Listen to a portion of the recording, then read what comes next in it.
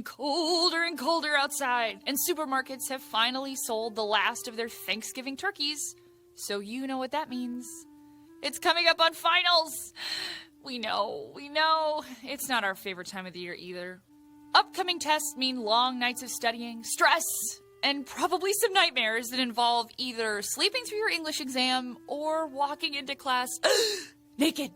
This week on Wellcast, we took another viewer suggestion, this one by Sam Salsa, on getting your study skills up to par. We're not going to make you sit through any statistics or studies today, though. This is just going to be 3 exercises so you can put into practice how to become a better test taker. Are you ready?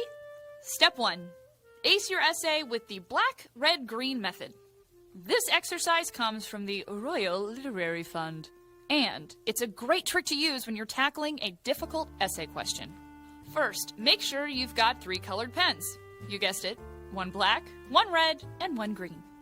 You're going to use these 3 pens to underline different parts of the essay question.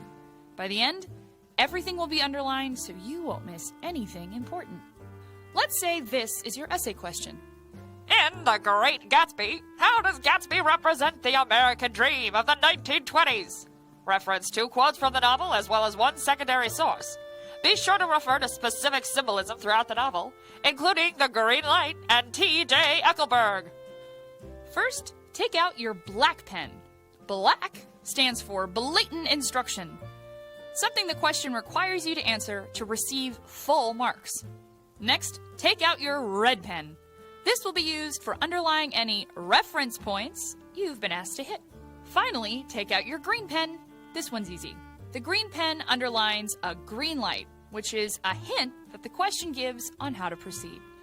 By now, this essay question should be looking like a Christmas tree. And that's how you know that you've hit and understood every part of the prompt. You're ready to rock that answer. Step 2. Mnemonic devices are your best friend. Basically, a mnemonic device turns a long string of information into something short, interesting, and above all, memorable. The best mnemonic devices have one thing in common. They create a striking visual image in your mind. For example, a common mnemonic device is the sentence, "Each good bird does fly." That's one way to remember the lines in a staff of music. E, G, B, D, and F.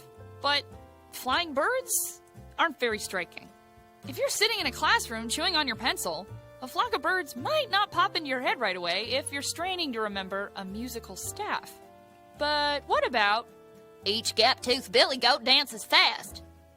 Yep, that's more like it. Step 3. Give a speech. The link between hearing something and remembering it has been proven time and time again.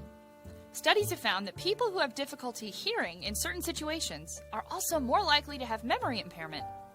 So, what does that mean? Well, think about it this way. You know your favorite album and how you always know what song's gonna come up next? That's because you've listened to the thing ad nauseum, and you've ingrained that information into your brain. So, why not use this useful hack to help you remember the information for a test? The more you hear yourself saying the notes, the better you'll be at remembering them the next day. Let's recap. Finals week should be a breeze with Wellcast on your side. Today you learned the black, red, green method for tackling an essay question, going for those helpful mnemonic devices to get you out of a slump, and we practiced a great way to memorize a ton of information out loud.